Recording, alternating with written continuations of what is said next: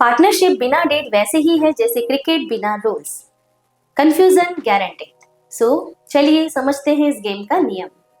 And we are starting today's new topic that is partnership deed. Partnership deed क्या है? See, partnership deed is a legal document outlinking key terms and conditions. It means partnership एक तरह का agreement होता है। It may be written, it may be oral, but हम यहाँ पे कंसिडर करेंगे कि it should be in written form, और अगर ये रिटन में होता है तो इसको एक डीड का नाम दिया गया है। इस टाइप का एक फॉर्मेट होता है that I will explain you. यहाँ पे ये समझो कि जब भी दो पार्टनर्स आपस में प्रॉफिट शेयरिंग के लिए किसी बिजनेस को रन करने के लिए एग्री होते हैं तो उनके बीच में कुछ चीज़ों में बात होनी चाहिए, कुछ समझौते करने पड़ते हैं, कुछ उनको पहले से रूल्स डिज़ाइन करने होते हैं अपने बिजनेस को लेकर या उसकी प्लानिंग से रिलेटेड। ठीक है, तो यहाँ पे इन्हीं चीज़ों को अगर रिटन में लिखा जाता है तो उसको बोला जाता है पार्टनरशिप डीड। अगर हम बात करें डेफिनेशन की या उसको समझने की तो इस टाइप से समझ सकते हैं कि पार्टनरशिप डीड एक तरह का लीगल डॉक्यूमेंट है। Legal document it means because इसको हमें क्या करना होता है, इस तरह के एक टाइप का प्रोमिसरी नोट होता है इस पे लीगल एडवाइजर भी होते हैं, साइन करते हैं, लीगल इसको एविडेंस के रूप में यूज करना होता है, इसलिए ये पूरी तरह से लीगली बनाया जाता है। ठीक है, आउटलिंकिंग की टर्म्स एंड कंडीशन, जिसमें क्या लिखना होता है, हम अपने की टर्म्स लिखते हैं, मतलब बिजनेस को रन करने से रिलेटेड सारे रूल्स रेगुलेशंस इसमें मेंशन कर देते हैं, एंड कुछ कंडीशंस वगैरह जो भी रहती है प्रॉफिट शेयरिंग से रिलेटेड या काम से रिलेटेड वो सारी चीजें इसमें मेंशन होती हैं। It prevents misunderstanding by clearly defining each partner's role and limits. ये क्या करता है, पार्टनरशिप डीड एक तरह से सारे कंफ्यूजन को क्लियर करता है और इसमें सभी चीजें मेंशन होती हैं, किस पार्टनर का क्या रोल रहेगा बिजनेस में, किसका कितना सपोर्ट रहेगा, कैपिटल किस फॉर्मेट में लेकर आएंगे, या जो भी रहेगा वो सारी चीजें, प्रॉफिट शेयरिंग रेशियो क्या होने वाला है, इफ लॉस होता है तो लॉस के बारे में क्या कंपैरिजन करने पड़ेंगे, वो सारी चीजें इसमें क्लियरली मेंशन होती हैं इस डीड में। ठीक है, तो ये क्या करता है, एक तरह की मिसअंडरस्टैंडिंग जो भी होने वाली होती है पार्टनर्स के बीच में, कुछ भी हो सकता है, फ्यूचर डिस्प्यूट्स हो सकते हैं, उसको रोकने के लिए इस टाइप से डीड बनाई जाती है। It means written agreement. ठीक है, तो यहाँ पे इसको ऐसे समझ सकते हैं, partnership deed is a legal document outlining key terms, जिसमें हम की टर्म्स लिखेंगे एंड कंडीशंस लिखेंगे, because it prevents misunderstandings in between two partners. Okay,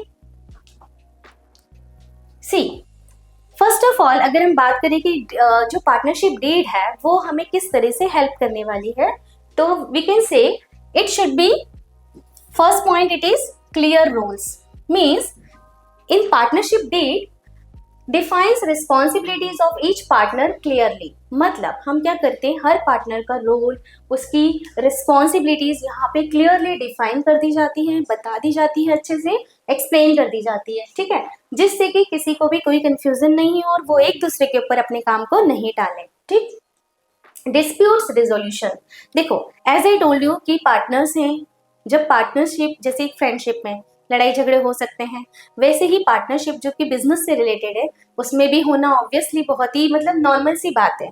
तो उनको रोकने के लिए हम क्या करेंगे, उन कॉन्फ्लिक्ट्स को, मिसअंडरस्टैंडिंग्स को रोकने के लिए पार्टनरशिप डीड में सारे रूल्स एंड रेगुलेशंस पहले से डिसाइड होते हैं, जिससे किसी को कोई कंफ्यूजन ना हो। ठीक है, सो डिस्प्यूट्स रिजोल्यूशन में भी पार्टनरशिप डीड एक तरह से हेल्प करती है, और अगर उसके बाद भी किसी को कोई प्रॉब्लम होती है तो उसको लीगल एविडेंस में यूज किया जा सकता है, लीगल प्रूफ के रूप में।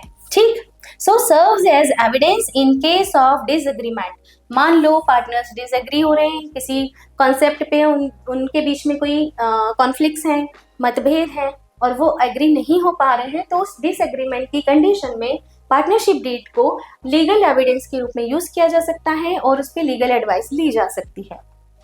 Smooth operations of business. ठीक है, बिजनेस स्मूथली रन करता रहे, इसलिए हम क्या करते हैं, ensures smooth running of the partnership business, we can make partnership deed, in that everything we will write in written। और उस वजह से क्या होगा, किसी को भी कोई कंफ्यूजन नहीं होगा, सबको अपने अपने टास्क पता होंगे, अपनी लिमिट्स पता होंगी, अपना एरिया पता होगा और उस हिसाब से वो काम कर सकेंगे। ठीक है, so this is about partnership deed, इसीलिए पार्टनरशिप डीड का होना जरूरी है। अब main contents of partnership deed, पहले हम ये समझते हैं कि पार्टनरशिप डीड में क्या मेन कंटेंट्स है जो हमको लिखना इंपॉर्टेंट है। देखो, वैसे तो इसमें कंप्लीट डिटेल होती है, बट जो कुछ मेन पॉइंट्स है वो इस तरीके से हैं कि नेम ऑफ द फॉर्म, ठीक, फॉर्म का नेम लिखना होगा, बिकॉज फॉर्म का नेम अलग हो सकता है, पार्टनर के नेम अलग हो सकते हैं। फॉर एग्जाम्पल, अगर यहाँ पे पार्टनर ए है, ओके, कोई पार्टनर ए है, राइट, पार्टनर बी है एंड पार्टनर सी है, ये तीन पार्टनर हैं अलग अलग, और इन्होंने अपनी फर्म बनाई है, तीनों ने मिलकर एक फर्म बनाई। इनको अलग अलग तो हम पार्टनर्स बोलते हैं, ठीक, बट अगर इनको हम कंबाइनली बोलेंगे, एक साथ मिलाकर बोलेंगे, तो हम इनको एक फर्म बोलेंगे, और इस फर्म का एक नाम रखना पड़ेगा, ठीक है। अब फॉर एग्जाम्पल इस फर्म का नाम है रिलायंस, ओके, रिलायंस लिमिटेड। तो ये जो है पार्टनर्स अलग हो गए, partner A B and C, and इनकी जो फर्म है उसका नाम हमने अलग रख दिया, ठीक, राइट। तो ये हो गई इनकी फर्म्स, रिलायंस लिमिटेड, क्लियर। तो इस तरीके से पार्टनर और पार्टनर की फॉर्म दोनों अलग अलग हो गए, इसका नाम भी हमें मेंशन करना है, name of the firm, then हम उसमें इसकी फॉर्म की डिटेल भी रखेंगे, इसका एड्रेस भी रखेंगे, everything we will mention in the partnership deed. फिर उसके बाद हम पार्टनर्स की डिटेल देंगे, उसमें हम क्या करेंगे, डिटेल ऑफ ऑल पार्टनर्स, उनके नेम रहेंगे, पार्टनर ए बी सी, इनके पर्टिकुलरली एड्रेस रहेंगे, ठीक है। नेचर ऑफ बिजनेस रहेगा कि ये भाई रिलायंस लिमिटेड हमने क्यों स्टार्ट की है, उसका नेचर क्या है, किस बिजनेस को ये करेगी, वो सारी चीजें भी हम इसमें मेंशन करेंगे। फॉर एग्जांपल, गारमेंट का बिजनेस है या ग्रोसरी का बिजनेस है या कोई भी इस टाइप का कुछ भी, उसको भी हमें मेंशन करना होगा। Next, capital contribution. Capital contribution it means कि पार्टनर्स कितने अमाउंट में कैपिटल लेकर आ रहे हैं। फॉर एग्जाम्पल, अगर ये 50,000 ला रहा है तो हम यहाँ पे लिखेंगे 50,000, ओके। पार्टनर ए की कैपिटल हो गई 50,000, पार्टनर बी की कैपिटल हो गई 60,000। जिसने जितनी कैपिटल लगाई वो उसके साथ में मेंशन करनी पड़ेगी, उनका कैपिटल कंट्रीब्यूशन मेंशन करना होगा। नेक्स्ट हम बात करेंगे प्रॉफिट एंड लॉस शेयरिंग। भाई इनके बीच में प्रॉफिट लॉस शेयरिंग रेशियो क्या रहेगा, इक्वल भी रह सकता है, सपोज उनको प्रॉफिट इक्वली शेयर करना है तो they will get 1-3-1-3 all partners, ठीक है। तीन पार्टनर हैं तो तीन हिस्से कर दिए हमने प्रॉफिट के। अगर सपोज उनको ये रेशो नहीं पसंद है और कुछ डिफरेंट रेशो वो चाहते हैं तो वो भी हम मेंशन किया जा सकता है कि भाई इनका रेशो क्या रहेगा। तो फर्म का नेम हो गया, पार्टनर्स के नेम हो गए, फर्म की डिटेल हो गई, फर्म का एड्रेस हो गया, पार्टनर का एड्रेस हो गया, ये सारी चीजें हम इसमें मेंशन करेंगे। कैपिटल कितनी कंट्रीब्यूट कर रहे हैं वो मेंशन करेंगे, प्रॉफिट लॉस शेयरिंग रेशियो क्या रहेगा वो भी मेंशन करेंगे। पार्टनर्स ड्यूटीज मेंशन करनी पड़ेगी कि भाई कौन सा पार्टनर कितना पार्टिसिपेट करेगा बिजनेस में, कितना इन्वॉल्वमेंट देगा, ठीक है, कितनी उसकी वर्किंग रहेगी, वो सारी ड्यूटीज हम यहाँ डिसाइड करेंगे। देन इंटरेस्ट ऑन कैपिटल और ड्रॉइंग्स। देखो, इंटरेस्ट ऑन कैपिटल मतलब ये जो कैपिटल इन्होंने इंट्रोड्यूस किए 50,000 60,000, जो भी कैपिटल ये इंट्रोड्यूस करेंगे उस पे इनको ये कितना इंटरेस्ट मिलेगा, प्रॉफिट तो मिलेगा, that is the different thing, बस उनको इंटरेस्ट भी मिलेगा साथ में इस कैपिटल पर, तो वो कैपिटल का इंटरेस्ट रेट हम डिसाइड करेंगे। ड्रॉइंग्स अगर उन्होंने मतलब उन्होंने बिजनेस में जो कैपिटल लगाई उसी में से कुछ निकाल लिया पर्सनल यूज के लिए, तो उस पर उनको इंटरेस्ट कितना पे करना है फर्म को, वो चीजें भी हम मेंशन कर देंगे, ठीक है। तो interest on capital and interest on drawing का कैलकुलेशन होगा तब जब डीड में मेंशन होगा, ठीक है। सैलरीज अगर मिल रही है पार्टनर्स को एंड उनको कमीशन वगैरह कुछ इस टाइप का कोई अदर टाइप ऑफ रेम्यूनरेशन अगर उनको मिल रहा है तो वो भी मेंशन करना जरूरी है, ठीक। मान लो देखिए पार्टनर्स की हमने ड्यूटी डिसाइड की, वो बिजनेस में काम कर रहे हैं, अब हो सकता है उनको उस काम के बदले में सैलरी भी हमने ऑफर की हुई है, तो सैलरी अगर है तो सैलरी कितनी रहेगी किस पार्टनर की, कमीशन मिलना है तो वो कितना मिलना है, वो सारी चीजें भी इसमें मेंशन करनी पड़ती है। रूल्स फॉर पार्टनर्स चेंजेस, अगर कोई भी चेंजेस हो रहे हैं पार्टनर से रिलेटेड तो उनके लिए क्या रूल रहेगा, किस टाइप से वो चेंजेस कर सकते हैं, किस लेवल पर चेंजेस किए जा सकते हैं, ये सारी चीजें भी मेंशन करेंगे। डिस्प्यूट्स रेजोल्यूशंस मेथड, अगर आपस में उनके बीच में कोई झगड़ा हो गया, अगर वो किसी बात पे एग्री नहीं हो रहे तो उसका निपटारा वो कैसे करेंगे, उन डिस्प्यूट्स को वो कैसे सॉल्व करेंगे, उसके लिए मेथड क्या अप्लाई करेंगे, क्या वो लीगली जाएंगे, कोर्ट में जाना पड़ेगा या किसी और तरीके से वो उसको सॉल्व करेंगे, वो सारी चीजें इसमें मेंशन कर देंगे, ठीक है। नेक्स्ट हम बात करें पार्टनरशिप डीड। जैसे मैंने अभी बताया कि पार्टनरशिप क्या है, एक तरह का अग्रीमेंट है और उसके लिए अगर रिटन एग्रीमेंट बनाया जाता है तो उसको हम बोलते हैं पार्टनरशिप डीड। तो यहाँ पे ये है पार्टनरशिप डीड का फॉर्मेट, जिसमें अभी बात हो रही थी कि भाई इसमें क्या क्या लिखना होता है। तो इसमें पार्टनर्स के नेम लिखने होते हैं, फर्म का नेम लिखना होता है। देखो यहाँ पे फर्स्ट नेम, पार्टनर्स नेम लिखे हुए हैं, उनके एड्रेस लिखे हुए हैं, ठीक है। फिर जितने भी पार्टनर है सबकी डिटेल रहेगी। उसके बाद फर्म का name, firm business, whatever everything it will written in partnership deed. Okay, so this is the format of partnership deed. एक इस तरह का लीगल डॉक्यूमेंट होता है ये। I hope it is clear. ना अब हम बात करते हैं कि क्या पार्टनरशिप कंपलसरी है। Is a partnership deed compulsory? So no, it is not compulsory. Okay, partnership deed compulsory तो नहीं है, but it should B recommended. इसीलिए क्योंकि अगर कोई भी डिस्प्यूट्स होते हैं आपस में तो उसके लिए लीगल एविडेंस अगर चाहिए तो वो रिटर्न होना चाहिए। इसीलिए हम सजेस्ट करते हैं कि भाई पार्टनरशिप डीड रिटर्न में होनी चाहिए, ठीक है। नॉट लीगली रिक्वायर्ड, रिक्वायर्ड नहीं है, बट फिर भी हम सजेस्ट कर सकते हैं कि भाई ये होना चाहिए। Written deeds are optional by law, ठीक है। और लॉ ये नहीं करेगा, लॉ की तरफ से कोई कंपल्सेशन नहीं है कि भाई पार्टनरशिप डीड रिटर्न में ही हो। बस फिर भी क्या है, अगर हमें मतलब कोई भी प्रॉब्लम से बचना है तो हम डीड को रिटर्न में रखते हैं, ठीक है। हाईली रिकमेंडेड, रिकमेंडेड है, ठीक है, कंपलसरी तो नहीं है बट रिकमेंडेड है। Okay, prevents default rules of Indian partnership act 1932। अगर सपोज पार्टनरशिप डीड नहीं है, रिटर्न में नहीं है, ठीक है, तो हम लॉ ने हमको कंपलसरी किया नहीं है, ये हमारे ऊपर है कि हम बनाए या नहीं बनाए। अगर हम नहीं बनाते हैं उस कंडीशन में हमें क्या करना है, इंडियन पार्टनरशिप एक्ट 1932 को फॉलो करना है, ठीक है। इसके जो रूल्स रहेंगे वो हमें फॉलो करने पड़ेंगे। क्लियर?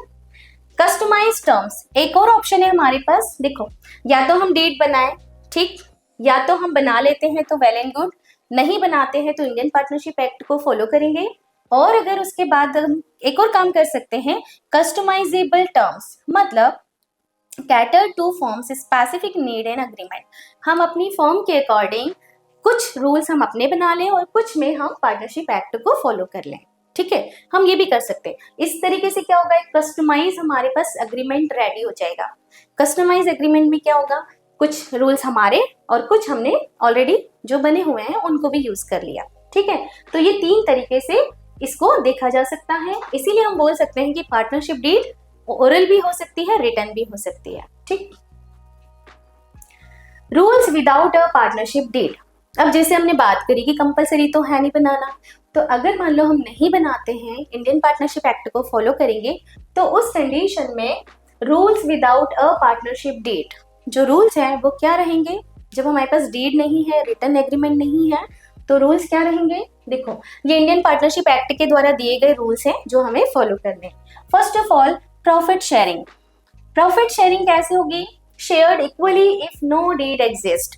प्रॉफिट जो है, अगर डीड में नहीं लिखा, डीड हमने बनाई नहीं, और अगर उसमें बनाई और तब भी हम प्रॉफिट के बारे में लिखना भूल गए, तो भी हम क्या करेंगे, इंडियन पार्टनरशिप एक्ट को फॉलो करेंगे और उसके अकॉर्डिंग इक्वली डिस्ट्रीब्यूट करेंगे प्रॉफिट, लॉस भी एंड प्रॉफिट भी, they both are distributed equally, ठीक है। इक्वली वर्ड को ध्यान रखना है। If suppose there is no deed, तो क्या करना है, profit and loss share will be equally. Clear? Second, interest on capital. If there is no deed तो then there is no interest on capital. मतलब पार्टनर ने जो भी capital introduce की है बिजनेस में, उस पर उसको कोई इंटरेस्ट नहीं मिलेगा, ओके, सिर्फ उसको प्रॉफिट मिलेगा और वो भी equally. If there is no deed so then interest on drawings, interest on drawing भी नहीं होगा, there is no interest on drawing. जब बिजनेस पार्टनर को इंटरेस्ट कैपिटल पे नहीं देगा तो वो ड्रॉइंग पर इंटरेस्ट लेगा भी नहीं, ठीक है। मतलब there is no interest on capital, there is no interest on drawing. ये एमसीक्यूज में आते हैं इस टाइप के क्वेश्चंस, तो वहाँ पे बहुत ज़्यादा ध्यान देने की बात है। ये रूल्स हमें बार बार ध्यान रखने पड़ेंगे बिकॉज ये हमारे क्वेश्चन से रिलेटेड भी रहेंगे। तो सबसे पहला रूल तो ये है कि प्रॉफिट इक्वली शेयर होगा, इंटरेस्ट ऑन कैपिटल नहीं लेंगे, इंटरेस्ट ऑन ड्रॉइंग भी नहीं लेंगे, ठीक है। देन पार्टनर सैलरी, सैलरी भी कुछ भी सैलरी नहीं रहेगी, कोई रेम्यूनरेशन नहीं देना है। मतलब पार्टनर्स को अगर डीड नहीं है तो किसी भी टाइप की सैलरी नहीं देनी उसके काम के बदले, ठीक है, उसको सिर्फ और सिर्फ प्रॉफिट मिलेगा। साथ ही interest on loan, interest on loan से रिलेटेड ये कॉन्सेप्ट रहेगा कि अगर मान लो किसी पार्टनर ने कैपिटल तो लगाई है फर्म में, ठीक है, उसके बदले उसको तो कोई इंटरेस्ट नहीं दे रहे हम, बट अगर उसने कोई अमाउंट लोन के रूप में इन्वेस्ट किया है बिजनेस में तो उस लोन पे उसको 6% पर एनम से इंटरेस्ट मिलेगा। ये कंपलसरी है, ठीक है, इसको ध्यान रखेंगे। इंटरेस्ट ऑन कैपिटल तो नहीं देना, बट इंटरेस्ट ऑन लोन देंगे, वो कितना रहेगा 6%। ये फिक्स्ड है, it is fixed by Indian partnership act. Okay, अगर हम डीड में लिखते हैं तो हम कुछ और भी रेट ऑफ इंटरेस्ट डाल सकते हैं इसमें लोन के लिए या इनके लिए भी, बट अगर मान लो हमने डीड में नहीं मेंशन किया तो फिर जो रूल है वो ये बोलता है कि 6% से ज़्यादा इंटरेस्ट नहीं देना, 6% ही देना है सिर्फ, ठीक है। So these are rules without a partnership deed. First of all, profit sharing equally, no interest on capital, मतलब आईओसी देना ही नहीं है, ठीक है, no IOC, no IOD, interest on drawing भी नहीं, ठीक है, सैलरी बोनस कमीशन कुछ भी नहीं, no salary, no bonus, no commission, कोई भी रेम्यूनरेशन नहीं देना है, ठीक है। इंटरेस्ट ऑन लोन देंगे बट कितना, 6% ओनली, ठीक। So I hope it is clear.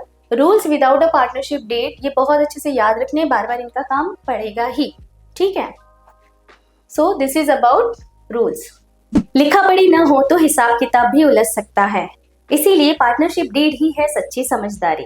अगर वीडियो अच्छा लगे तो लाइक, शेयर एंड सब्सक्राइब करना ना भूलें, और अगर इन्हीं टॉपिक्स को डिटेल में पढ़ना है तो फ्यूके एजुकेशन ऐप को डाउनलोड कीजिए।